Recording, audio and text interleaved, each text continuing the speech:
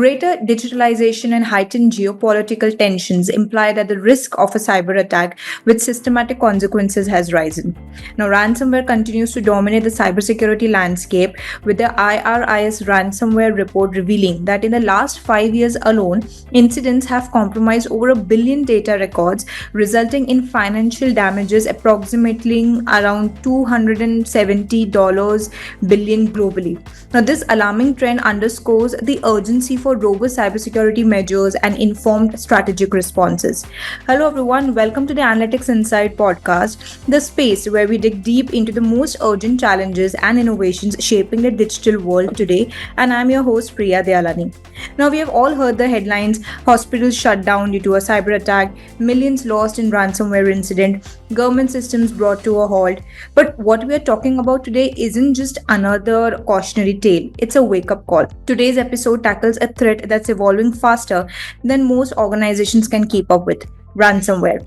Let's welcome Aaron Bugal, Field Chief Technology Officer at Sophos. Hi Aaron, how are you doing? Yeah, great, Priya. Thank you so much for having me today. Exciting times. Great, definitely. It's a pleasure to have you with us on a podcast today, Aaron. And, like I mentioned, that probably we're going to, speak more around a very critical and a debatable topic that's happening in this digital age, that's ransomware. So, of course, we'll be diving deeper into this. But before that, we would like to know more about Sophos. So, if you could help us understand about the organization, its specialization, it would be great. Yeah, so absolutely. I work for an organization called Sophos. We've been around for close to 40 years now. So in that 4 decades, I've only been here with Sophos for, almost 2 decades of that, which is pretty amazing in itself. But here at Sophos, we've always set out to look at how we can curb the impact and the devastation that all forms of computer misuse and abuse causes. So from the early days of looking at how we can identify and stop malware from proliferating, right up to now acting as an extension of many different organizations' security operations team and providing that managed detection and response capability that many organizations want to stand up themselves, but might be finding it difficult with the people or the tools or even the processes to get an internal security operations center team up and running. We've really found our specialization, which are with a great 24/7 proactive, capable set of products that can stop threats, inclusive of ransomware, as you mentioned briefly before, but also topping and tailing with all the other security concerns from risk identification, risk management, through to data and disk encryption, device mitigation, and effectively allowing the global trend of working from home digital nomads to work securely wherever they may find themselves operating in. Great. I think that's a very great overview. Thank you for setting the stage so clearly, Aaron. And, it's if you're talking about any innovation or accessibility or even scaling, it's pretty evident that the mission at Sophos is deeply rooted in creating meaningful impact and, of course, tackling the challenges that come when we are using these emerging technologies and what could be the flip side of using these technologies. Moving ahead, we would also like to know more about you, Aaron. Like, you are a passionate, a modern computing passionate person, and you always seem to bring more solutions to the never-ending challenges that brings to businesses in terms of using these modern computing technologies. So, how has your journey been till date? What is your role and your contribution towards Sophos, and or probably what triggered your interest towards Sophos? Yeah, I guess when I started in the information technology space way back when, it was geared towards helping people, being on that support, that help desk function of an organization that they were nice enough to take me on all those decades ago. And fast forwarding through the years, where many of my roles within at Sophos have been towards helping organizations understand where there might be gaps in their security capabilities and then proposing tools and solutions and even processes to help them minimize the impact of much of that risk that presents itself if left unchecked. So a lot of my own, I guess, progression in career has been through the assistance and the providing of helpful services. Well, I'd like to think that they're helpful overall services to our customers and through our partners as well, just to ensure that this threat landscape doesn't take a hold. Because we've seen far too many situations where organizations where they don't do enough when it comes to security, they don't have a good time and they do become victims of breaches and data loss or whatnot. So I guess from my own perspective, being very much service orientated and falling into the chief technology officer role for the region here in APJ has been pretty awesome. I'm looking in the future to expand that to more of a field CISO role, just to become a little bit more prescriptive and descriptive on what procedural changes and policies can go about, really articulating risk to those high levels within organizations to boards and executives. That's the stuff that I'm really finding a lot of excitement in talking about, really exposing where there is residual risk in an organization when it comes to cyber operations, even just information processing, and really getting to the bottom of how it can be addressed and managed in a much more pleasurable way so that there are no misguided adventures when it comes to dealing with the threats that are out there on the open internet. And that's pretty much, me in a nutshell. I'm exceptionally helpful. I'm a little bit excitable. I love the industry that I'm in because, no 2 days are ever the same. I completely agree with you. No 2 days are never the same, especially in an ever-evolving space that we are living in today. And with regards to the cybersecurity and the tech landscape, the more we talk about it, I think it is not enough.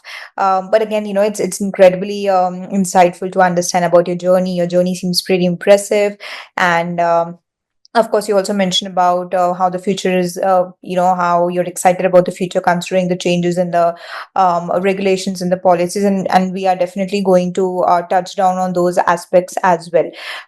But before that, ransomware has evolved rapidly in recent years, and it has become extremely devastating and expensive for organizations all over the world. Now, there are many misconceptions about ransomware attacks, often due to the enterprise's failure to adopt to the changes in probably the threat group tactics or techniques and procedures, now which are usually referred to as the TTPs. Now TTPs change rapidly as threat groups continuously evolve to become more efficient and profitable. So we want to understand from you, Aaron, what are some of the most common misconceptions enterprises still have when it comes to ransomware?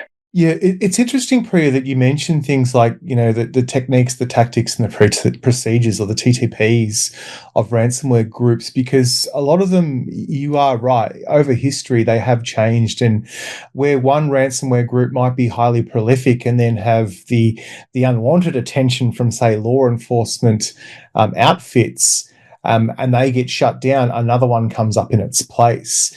But I think I love the theme of your question where it's the misconceptions around ransomware. So from my own experience and a lot of the lived experiences through victims is that ransomware is unfortunately the thing some organizations concentrate on.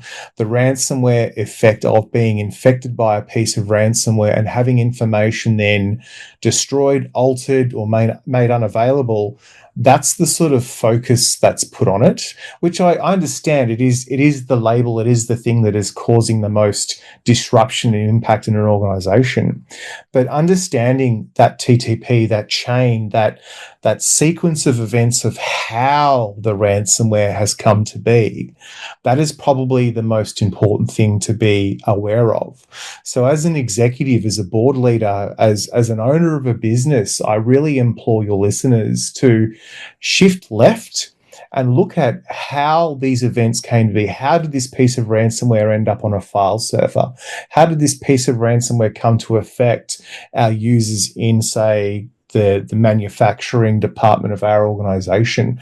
Really look at the ways, the true root cause of how ransomware comes to be. Because 9 times out of 10, even with our own incident response services, we tend to find it's been simplistic, overlooked basic cyber hygiene functions that, if they were completed, would have been able to avoid a lot of the impact and the disruption and the loss of reputation and the end result of loss of income potentially that this ransomware caused. Like, was it an unpatched vulnerability in an external gateway? Were there no multi-factor authentication enabled on certain accounts? Were accounts being reused by users and therefore didn't have the right education around how to sort of maintain some good positive security operation capabilities? So I guess it's a bit of a question to the answer, I guess, Priya. But yeah, when it comes to ransomware, the biggest misconception and the mistake that people can make is focusing too much on the ransomware itself rather than looking to how did that ransomware come to be in the organization and really getting to the root cause. Well, I think that's a really insightful perspective, and thank you for breaking that down. And yes, I agree with you that it's really easy to think of these attacks as unlikely events, that something that only hits the headlines. But what happened to us? But in reality, the threat landscape has evolved dramatically, and it's really important to build a security first culture, because I believe it's not just about the tools today; it's about how you're changing your mindset and having that readiness across every layer of the enterprise. I think that's really important. Since we have we're discussing about a ransomware, let's kind of unpack this further. I mentioned earlier also that over the last few years ransomware attacks have skyrocketed, but not just in number. I also believe in complexity as well. Now these aren't your typical log the desktop and demand bitcoin attacks anymore. Now modern ransomware variants infiltrate systems silently, move laterally across networks, exfiltrate data, and only then reveal their presence, I think eventually leaving enterprises scrambling. But here's the real kicker: it's not just about paying the ransom anymore.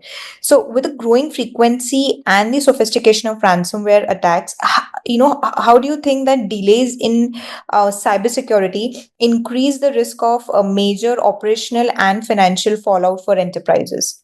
Yeah, I think anybody who's suffered a ransomware event, I think the delays are very much well self-apparent. Is that their own delays and perhaps red tape, miscommunication, and stalling on addressing these potential security risks is now being very much well leveraged and realized by the attackers to take advantage of these unfortunate victim environments. So I think in this day and age, if an organization is presented with a potential threat of ransomware infecting their environment, and if there are multiple warning signs where perhaps maybe security operators are waving flags to suggest that there might be some real risk in the way in which things are operating, like there's not enough resources or maybe not the right amount of monitoring, their response capabilities might be lacking. If these aren't addressed in some sort of coherent fashion by the business owners and business leaders, then I think it's already too late. And that procrastination on moving the needle in security resiliency in your own business will come back and cause massive problems for you when an attack happens. Because as statistics would suggest, not just our own statistics, but effectively you ask many different security vendors and analysts alike, it is not a matter of if you'll be sort of victimized by a cyber attack. It's a matter of when, and it's all about the preparation towards how you can sustain that style of an attack and whether or not you can mantle and overcome it with little to no ill effects.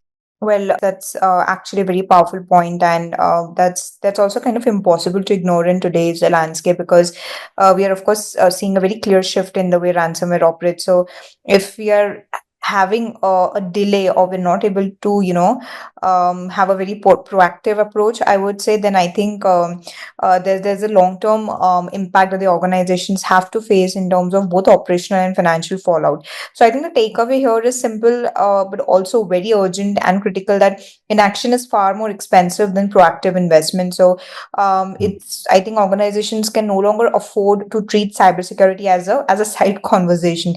It's very important that they keep it as a core business strategy, no matter how small. But I think that can be the difference between a resilient organization or rather than, a disastrous organization. So, when we're talking about it, and I think, if we talk about numbers now, according to recent studies, the average ransomware payment is nearing $500,000, but the total cost, when you include downtime, legal costs, recovery, reputation management, it can quickly soar into tens of millions.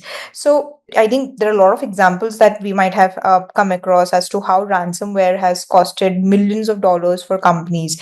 So, can you share a particular scenario or example where you think that an inaction or a delayed response to a ransomware or threat has caused a long-term damage to a business?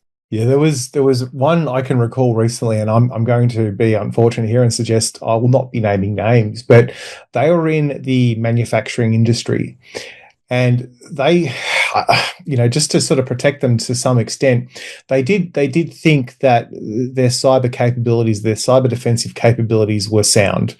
They had invested in data backups, they had invested in security tooling, and they had deployed that to, well, they thought, all of their business. The fast forward bit here is that they were compromised, they were breached, and an attacker was able to hold all their information to ransom. What the organization didn't understand or realize that their backup system was ineffective. So when there was incident response being carried out in their environment, a lot of their data backups weren't touched by the attackers, but the attackers knew that their systems weren't being actively backed up because they could see the size of the backups. They didn't even bother destroying the backup, which is a classic sort of operational mode for the attackers. Now, at this time, the organization was in a bit of a hard place. They didn't have access to any of their original data. Their organization was halted. They didn't want to pay the ransom, but they didn't know what to do because nobody had the authority and nobody had the thought to actually sit down and play this scenario out in a what if capacity. So these delays went on for about 2.5 weeks, and it got to a point where this organization had to shut their doors. They effectively shut down. They lost their entire business operation because they could no longer transact. They could no longer go in and retrieve their accounts payable. They could no longer provide money to the people that they were creditors to. They couldn't pay their employees. So this effectively had the administration team wind up their business, and that company is now no longer trading. Now that's a pretty stark, it's a pretty dark type of outcome and story, but it is not unique, unfortunately. And there's been far too many situations where organizations have not played out and planned for these types of doomsday scenarios where they have the ability of saying, well, what if this happens? Well, let's test our backups. Oh, our backups aren't working. Let's fix that. They didn't have the legs to stand on. But as I said, if those sorts of delays happen in today's landscape, which we're only a year or so down the track from when this actually happened, I could only imagine the greater impact it would have to people, given the situation that we're all facing with cost of living and just the uncertainty in some geopolitical markets. Well, I think, that's a very important example that you shared. And of course, it underlines a very hard truth that many organizations still underestimate, that they assume a lot of things. And then, it's pretty late for them to, bounce back and ensure that, they don't have a lasting dent on a company's reputation. So I think it's a wake up call for, many leaders. And, it's not a question of if, but when, I would say. What's often overlooked is how attackers find their way in. Now, more often than not, it's through endpoint vulnerabilities, unpatched software, or misconfigured cloud environments. Now, there are areas many organizations, overlook, assuming that perimeter, firewalls, or antivirus software are enough. But modern ransomware doesn't play by old rules. It thrives on blind spots. And that's where the traditional reactive approach to cybersecurity isn't simply enough. Where you're waiting for alerts, you're responding after the breach, and you're relying on those traditional static defenses. So I think those days are gone. So I also mentioned that, it's important that you shift to a proactive strategy. So how do you think that they can shift, and why do you think it's important to shift to a proactive strategy? And what is the role of AI, do you think? If AI is playing an important role here? Yeah, I mean, I was waiting to get to the artificial intelligence discussion, and Yes. and I truly believe that AI is a double-edged sword. Right. It is both equally good and equally troublesome if it's not treated with the respect and the care it deserves. It is very much, well, an emerging field, and its adoption and application to, well, many different facets of life, especially in our digital age of operation, where we're seeing the threading of AI into more and more systems that we use, our banking, shopping, manufacturing, and of course, cybersecurity. So from our perspective, we've quickly learned that assuming that AI can do anything and everything we throw at it is unlikely without sort of like bottomless resources of cash and compute power, right? Which just makes it a little bit untenable. But we've really found that artificial intelligence can really progressively assist a security team within an organization to help filter out a lot of the noise that is out there today. I mean, just listening to what you said before, Priya, with, compromised endpoints, unknown vulnerabilities, 0 days, misconfigured cloud environments. You're right. These are all the things that most modern organizations are using, whether they know it or not. Microsoft 365, Google Workspace, etc., etc. So being aware of where attackers can abuse these things, because it's pretty much all connected online. All of these systems are generating alerts and generating logs, and it can be quite overwhelming to a security operator. So we found with our own tooling, especially the stuff that we provide to our customers, it's very helpful to help arrest a lot of the noise that are in these systems in their nominal operation, and then bubble up the most important elements that a security team will need to focus on and potentially take action if our systems haven't already addressed the problem in real time. So I think that's probably one of the biggest boons for cybersecurity, is the application of generative AI and in some cases reasoning AI, but also choosing the right artificial intelligence for the job. For a lot of the on endpoint type of capabilities that we have dealing with, say, unknown malware, a lot of it's deep learning, not necessarily artificial intelligence, but a trained model to look for markers that would otherwise sort of indicate that particular payload, be that an executable file or a document from perhaps a trusted source, might in fact be laced with malware, which could turn into a ransomware event. So I think from a progressive and from a proactive security strategy standpoint, I think my suggestion to a lot of your listeners would be to go in with open ears, is to understand where the real applications and benefits of, say, new technology can be found, and really ask for proof on how it can help them in their day-to-day operational or strategic capabilities as a business leader, or as somebody who's been made responsible for operating security tools. Because I think you'll find a lot of the time the AI systems that are out there, although that there's a multitude of them, there are a few that can be really beneficial. You just need to scratch past the marketing surface.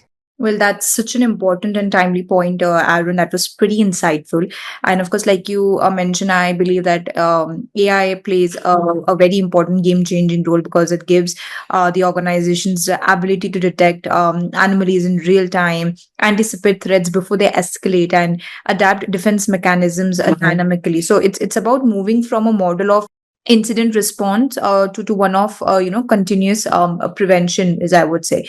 And let's not forget that this isn't just an IT issue. I think cybersecurity is now a core business strategy. Now, especially in sectors like BFSI, healthcare, and e-commerce, where customer trust or regulatory compliance, and I think continuous operations are so important.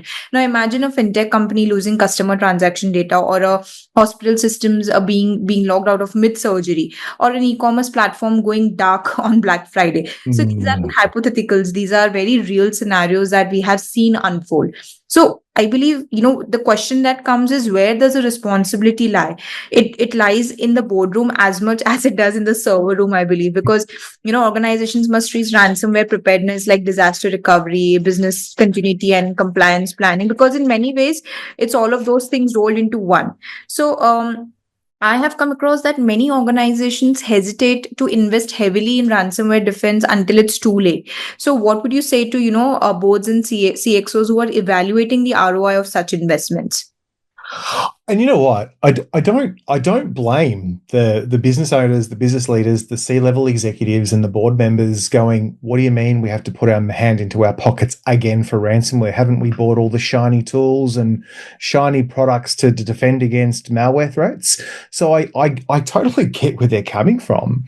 So I would sort of then challenge them to then seek clarification from those that they have deputized and made it responsible in tuning those tools and using those tools and using the things that they've purchased. Where are the gaps in the ransomware protection? I think a lot of organizations, they keep getting sort of like bombarded, not only with just the threats, but also, the awareness, the advertisement from the industry to suggest that there is a new threat on the horizon, whether it be ransomware, whether it be, agentic AI and evil AI systems. Will there be a tool or a capability to defend against it? Probably. What about the tools and capabilities that you got currently? Could they be expanded or configured in a way to help maybe at least identify when markers are sort of present around the surging threat that a ransomware attack could be unfolding? So I'd really sort of look at suggesting to those that are seeking to maximize their return on investment in security tools, especially ones that they already own, if they're going to market to add another tool to their toolkit, is to really go and hold their partners and their vendors to task. Ask them to show where additional value can be had from their tools, because there is a lot of capability in the security tooling that is out there. And like case in point, with our own, endpoint protection advanced with XDR here at Sophos, we're not only providing a preventative capability to protect against ransomware and a whole host of malicious code, but there's also facilities within our endpoint products to detect when data that is totally legitimate is being moved to removable USB keys, or when the utilization of Microsoft's own tools are being used in a counterproductive way that could be seen as malicious, which is this living off the land technique that a lot of ransomware attackers and threat actors are using to go undetected. So a lot of that capability exists in our tooling today, but I'd really suggest to your listeners to go and hold those investments that you've made to task to see if you can ilk any more benefit out of them, because you probably can. Well, yes, I think I completely agree with you, Aaron, because what's often overlooked is that the cost of not investing far outweighs the cost of proactive defense. And we have, of course, seen how a single ransomware incident can halt operations, drain millions in ransom payments, and erode customer confidence overnight. So I think it's important that they change the mindset that it's not just about ROI is not just about direct profit. I think it's also about risk mitigation, continuity, and also long term Yes. trust. So, having said that, one last question for you, Aaron. How do you think is the future when it comes to AI, and how AI will play an important role in tackling ransomware? Or what are certain trends that you think can make a real difference in ransomware preparedness? Yeah, I think the word ransomware, and I personally have a bugbear with it, because we focus on it so much as an industry, because it is so much of I'm going to say it's a bit of a scare tactic, right? But although ransomware is real and it is the thing that we see that causes the impact and the damage to our business, it's that information theft. It's the exfiltration of information that the threat actor has undertaken, where they can then use that to not only extort you with the ransom demand, but then double extort you with the information that they've already stolen from you anyway. So it's that double extortion thing that really causes panic with a lot of C-level executives, especially legal teams. But yeah, coming back to your question, I think the real difference an organization can make today, if they really want to move the needle when it comes to defeating ransomware or insert the next surging trend from the threat landscape, is to really get together as an organization and build a culture around better cybersecurity practices. Really invoke a bi-directional communication from the board, from the executive teams, into the operational capabilities of the business to understand, how are we going with our security capabilities? Is there anything that we're doing particularly well? And potentially, where are the gaps? Where is the red in the risk register, is what I kind of like to say sometimes. And then looking at those areas of gaps and then developing plans and sticking to it as a business leader, as a business owner, to help push that into the green. And I think that is probably the best thing an organization can do, is it can sit down, and from that word preparedness is to really prepare for those, yes, doomsday scenarios, but understand where those gaps are in cybersecurity capabilities that could allow those doomsday scenarios to play out, and then implement an aggressive plan to mitigate them from actually happening. And I think everybody will have better cybersecurity outcomes and a much better way of life when the inevitable does happen. Well said, and I think ransomware is not going away. In fact, with the rise of ransomware as a service platforms on dark web, I think it's becoming more accessible to bad actors with limited technical skills. So the barrier to entry for launching an attack is lower than ever. But the good news, so is the barrier to defense if enterprises take action. So this is no longer about if you will be targeted, but when. And when that day comes, how well you have prepared could mean the difference between a quick recovery and a catastrophic failure. So, thank you, Aaron, so much for your time and effort today. And thank you for helping us understand that ransomware isn't just an IT problem, it's a core business problem. And preparing for it isn't just optional, but it's pretty essential. And thank you for sharing your experiences and your insights. And I hope our listeners enjoyed it. It's been a pleasure chatting to you, Priya. I really appreciate it, and I look forward to doing it again. Great. Thank you so much, Aaron. It was pleasure having you with us. And this is for our listeners. Thank you for tuning in today's episode. I hope you found today's discussion helpful. So don't forget to share and stay connected with us for more insights with the ever evolving world of enterprise tech. Until next time, stay informed, stay protected. You can view all our previous podcasts on Spotify and other leading platforms. Thank you so much.